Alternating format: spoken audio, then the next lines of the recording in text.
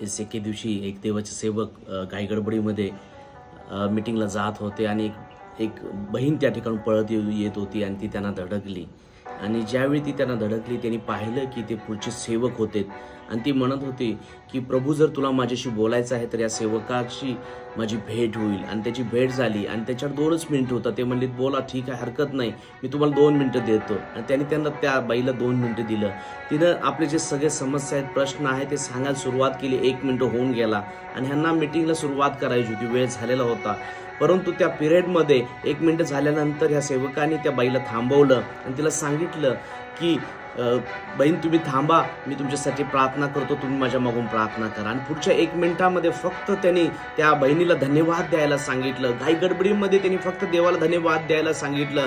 आणि प्रियानो, 1 महिन्यानंतर त्या बाईचं त्यांना पत्र आलं की देवाचे जे सेवक होते त्यांना त्याने पत्र लिहून सांगितलं, तुमची भेट झाली आणि तुमच्यावर केलेली प्रार्थना माझं सगळं जीवन बदलून गेलं. त्याच्या जीवनामध्ये जी निराशा होती, जे काही दुःख होतं, ज्या समस्या होत्या, त्या सगळ्या सुटल्या.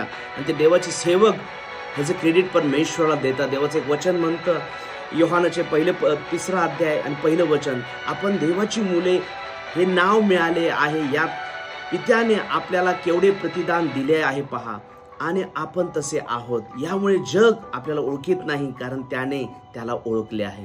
प्रियानो, आमची जर खरी ओळख असेल, आमची खरी ओळख आहे आम्ही देवाची मुलं आहे.